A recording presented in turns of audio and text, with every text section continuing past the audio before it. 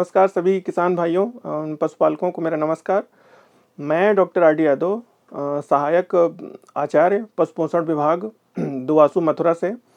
आज हम एक बहुत ही महत्वपूर्ण बीमारी के बारे में चर्चा करेंगे, जिसे हम रूमिनल एसिडोसिस या फिर रूमेन की अम्लता या आम भाषा में हम इसे पेट में तेजाब बनना या फिर पेट में जलन होना आदि बोलते हैं। सही समय पे या सही जानकारी के अभाव में कभी-कभार ये बीमारी बहुत गंभीर रूप ले लेती है, जिसके चलते पशु की मृत्यु तक हो जाती है या फिर उसका पशु का उत्पादन लगातार कम रहता है या फिर और भी समस्याएं जैसे कि लंगड़ापन आदि बना रहता है। तो रूमेन एसिडोसिस क्या है, इस बीमारी के प्रकार कितने हैं, इसके लक्षण क्या है एवं इसका कैसे हम उपचार कर सकते हैं या उपचार प्रबंधन क्या है, वो सब हम आज के इस विषय में हम चर्चा करेंगे विस्तार पूर्वक। तो चलिए हम शुरू करते हैं। तो सबसे पहले, जैसे इस बीमारी का नाम है रूमिनल एसिडोसिस, तो इसके नाम से ही लग रहा है कि ये बीमारी उन जानवरों या उन पशुओं को होगी जिनमें कि रूमेन पाया जाता है। तो जैसे कि आप सभी को पता है कि रूमेन उन सभी जानवरों होता है जो जुगाली करते हैं। जैसे कि हमारे घरों में आप ये कह लीजिए गाय है, भैंस है, बकरी है, भेड़ आदि, या फिर कुछ जंगली जानवर जैसे कि हिरन समूह के जानवर होते हैं। इन सब में भी रूमेन होता है जो कि जुगाली करते हैं। तो ये उन सभी जानवरों को होगा जो जुगाली करने वाले पशु हैं, जिनमें रूमेन पाया जाता है, उन सब में रूमिनल एसिडोसिस हो सकता है। अब ये बीमारी क्या है, कैसे उत्पन्न होती है, इसके बारे में हम चर्चा करेंगे। तो रूमिनल एसिडोसिस तब होती है जब भी हम कभी पशु के अचानक से आहार में कोई परिवर्तन करते हैं, बहुत ज़्यादा कार्बोहाइड्रेट वाला आहार देते हैं या जिसमें बहुत ज़्यादा स्टार्च हो वो वाला आहार देते हैं। जैसे कि घर में मक्का हो गया, या फिर चावल की किनकी होगी, गेहूं हो गया, या और दलिया वगैरह हो गया, चोकर हो गया। अचानक से जब भी हम अत्यधिक मात्रा में खिलाते हैं, या कभी कभार गाँव में आपने देखा होगा कि विभिन्न प्रकार के शादी समारोह या और भी किसी तरह के कार्यक्रम हैं, वहाँ पे जो बचा हुआ खाना है उसको यदि हम पशु को अचानक खिला देते हैं बहुत सारी मात्रा में, तो उसके चलते भी रूमिनल एसिडोसिस डेवलप होती है। अब फिर इसके बाद अब होता क्या है, इस बीमारी के लक्षण क्या है।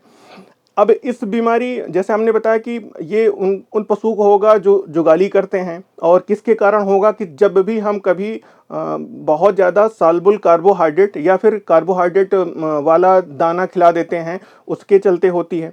अब इस बीमारी में होता क्या है, जैसे कि आपको पता है कि जो हमारे गाय भैंस या दूध देने वाले जानवर हैं, इनका जो पाचन होता है, पहले इनका हम थोड़ा सा पाचन तंत्र के बारे में समझते हैं। जैसे हम लोग का पेट है वो सिर्फ एक है, लेकिन इनको हम कंपाउंडेड स्टमक एनिमल कहते हैं या फिर 4 पेट वाले पशु हैं ये, क्योंकि इनका जो पेट है वो 4 भागों में विभाजित है, जिसको हम रूमेन, रेटिकुलम, ओमैसम और एबोमैसम कहते हैं।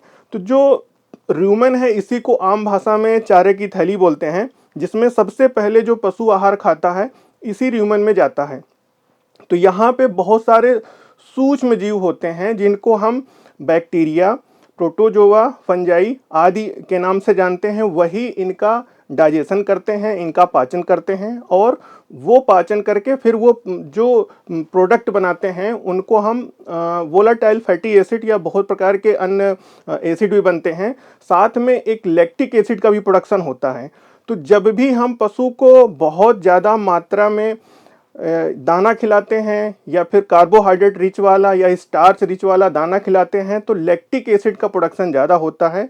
तो इसी लैक्टिक एसिड प्रोडक्शन के चलते जो रूमेन का पीएच है वो डिक्रीज हो जाता है, वो कम हो जाता है।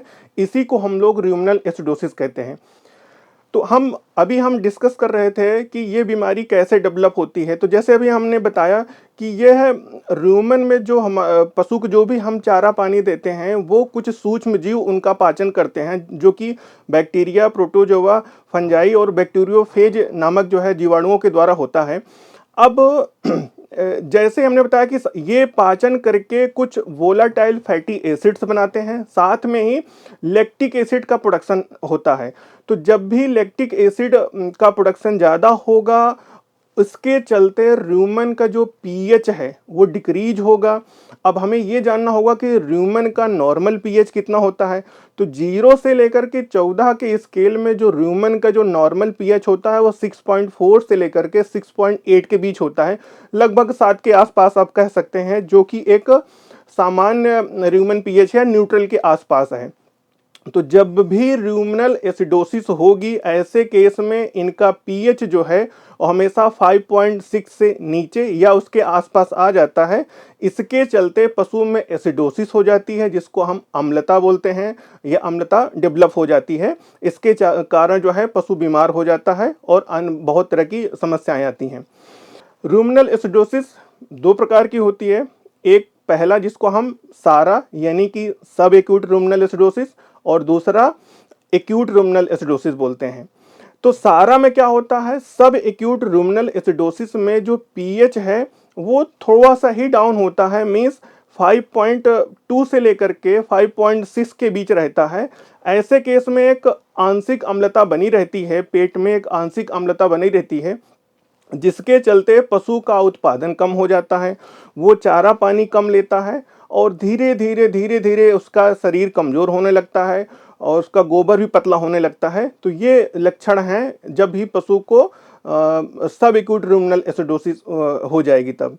दूसरा है एक्यूट रूमेनल एसिडोसिस, जो कि अचानक से 24 से 48 घंटे में डेवलप होती है, या तब होती है जब हम अचानक से बहुत सारा सॉल्युबल कार्बोहाइड्रेट, या फिर कह सकते हैं कि बहुत ज़्यादा स्टार्च वाला या घर का बहुत सारा दाना या फिर शादी में बचा हुआ खाना अचानक से खिला देंगे। उसके चलते बहुत सारा लैक्टिक एसिड का प्रोडक्शन होगा, जिसके चलते जो है ये एक्यूट एसिडोसिस डेवलप होती है। अब इस बीमारी के लक्षण क्या हैं? इस बीमारी में पशु जो है अचानक से ही खाना पीना छोड़ देगा, बिल्कुल निस्तब्ध हो जाएगा, मीन्स वो बहुत ही दूसरे जानवरों से लगाव नहीं रखेगा, बहुत शांत हो जाएगा। और कभी कभार देखा गया कि बहुत ज़्यादा मात्रा में वो सलाइवेशन करता है, मीन्स बहुत ज़्यादा वो लार गिराएगा, उसका पेट में दर्द रहेगा, तो थोड़ा उसमें आराम करने में भी उसकी दिक्कत आएगी, रेस्टलेस महसूस होगा। साथ में उसको गोबर उसका पतला भी हो सकता है या उसको डायरिया भी लग सकती है। तो ये तो हो गया बीमारी क्या है, इस बीमारी कैसे डेवलप होती है और इसके लक्षण क्या हैं। अब हम बात करेंगे कि इस बीमारी के बचाव के तरीके क्या हैं। जैसे जब भी पशु के जो भी हम उसको राशन देते हैं, आहार देते हैं, उसमें अगर रेशा की मात्रा या कह सकते हैं चारे की मात्रा कम हो जाए, जैसे कि चाहे वो सूखा चारा हो या हरा चारा हो, उसकी मात्रा अगर हम कम देंगे, प्रायः जो हम एक रेशियो रखते हैं 70:30, मतलब कि 70% भाग जो है चारे का होता है और 30% भाग जो है दाने इत्यादि का होता है, जिसको हम कंसंट्रेट बोलते हैं। तो ये 70-30 का हम रेशियो जनरली रखते हैं। जब भी कभी कभार होता है कि कंसंट्रेट आप ज़्यादा दे रहे हैं और रफेज मतलब कि सूखा चारा या हरा चारा सम्मिलित रूप से कम दे रहे हैं, तो ऐसे केस में जो है रूमेनल एसिडोसिस होने के चांसेस होते हैं।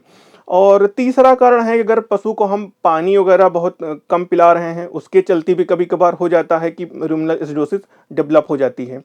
और ये देखा गया है कि जैसे कि ब्यात के बाद कभी कभार जो है आम पशुपालक या किसान भाई, जैसे ही पशु ब्यात के बाद उसको हम बहुत सारी मात्रा में जो है अचानक से दाना इत्यादि खिला देते हैं, तो उसके चलते भी पशु को रूमेनल एसिडोसिस डेवलप हो जाता है या उत्पन्न हो जाता है। तो ये 4-5 कारण हैं जिसके चलते रूमेनल एसिडोसिस होता है। अब हम बात करेंगे कि रूमेनल एसिडोसिस के बचाव के तरीके क्या हैं और इससे हम कैसे पशु को अपने सुरक्षित रख सकते हैं। तो रूमेनल एसिडोसिस के बचाव के दो तरीके हैं। एक तो होता है पोषण के द्वारा प्रबंधन, इसको हम बोलते हैं न्यूट्रिशनल मैनेजमेंट, और दूसरा है ट्रीटमेंट एस्पेक्ट, या फिर हम कह सकते हैं मेडिसिनल ट्रीटमेंट, या फिर कह सकते हैं कि औषधीय उपचार। तो हम पहला जो है जिसके बारे में बात करेंगे, जिसको हम बोलते हैं न्यूट्रिशनल मैनेजमेंट, या हम कह सकते हैं पशु पोषण द्वारा हम क्या प्रबंधन करें कि हम इस बीमारी से अपने पशुओं को बचा सकें। तो जैसे कि जो कारण जिनके वजह से ये रुमिनल एसिडोसिस होती है, उन वजहों को हमको कम रखना पड़ेगा या उसको ध्यान में रखना पड़ेगा। तो वो कौन-कौन सी बातें हैं? तो सबसे पहला है कि हम कभी भी पशु का अचानक से दाना पानी हम परिवर्तित ना करें, उसमें अचानक से चेंज ना करें। अगर हमको कोई भी नया दाना या फिर नया फीड, आजकल बहुत सारे कंपाउंडेड फीड जो है आपको मार्केट में मिलेंगे, उसको अगर हमको उसको पशु को देना है तो लगभग 7 से 10 दिन का आप समय लीजिए, जिसमें शुरू में थोड़ा-थोड़ा मिला करके देते हुए आगे बढ़ेंगे, ताकि वो जो परिवर्तन है, जो दाने में, आहार में हम परिवर्तन कर रहे हैं, उससे पशु पे दिक्कत ना आए, उसको आसानी से वो ग्रहण कर ले, एडॉप्ट कर ले। दूसरा है कि हम कुछ ऐसे सप्लीमेंट देते हैं जिससे कि हम जो एसिड है उसको हम प्रोडक्शन को कम कर सकते हैं। तो एसिड है, जैसे आपने पता कि लैक्टिक एसिड के चलते हो रहा है, तो इसको प्रोडक्शन को कम करने के लिए हम लोग करते क्या है कि जैसे आपने घर में मिला होगा मीठा सोडा या बफर, इसमें हम पशु को खिलाते हैं। तो आप पंसारी की दुकान से या किसी मेडिकल शॉप से आप बफर ला सकते हैं जिसमें सोडियम बाइकार्बोनेट होता है, या बहुत सारे रूमेन बफर मार्केट में पशुओं के लिए आते हैं, जैसे कि बफ जोन वगैरह के नाम आपने सुना होगा। इस तरह के बन के आते हैं, तो उनको आप 100 से 150 ग्राम या जो भी उसमें डोज रिकमेंडेड है उसके हिसाब से उसको आप खिलाएं।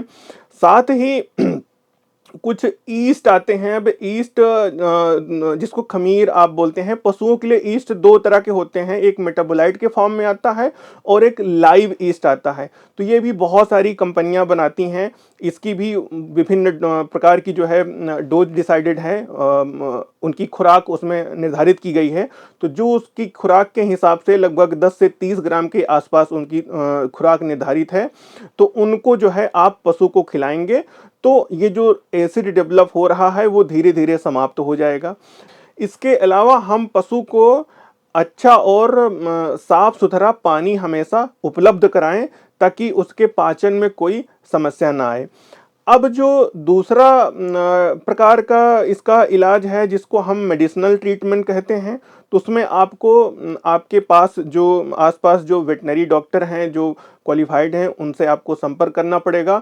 उसमें वो अगर एक्यूट रुमिनल एसिडोसिस है जो कि अचानक 24 से 48 घंटे में उत्पन्न हो रही है, तो ऐसे केस में वो रूमेन का पीएच चेक करते हैं और ब्लड में सोडियम बाइकार्बोनेट का इंजेक्शन आईवी लगाते हैं, साथ में पेन किलर और भी तरह के इंजेक्शन दिए जाते हैं।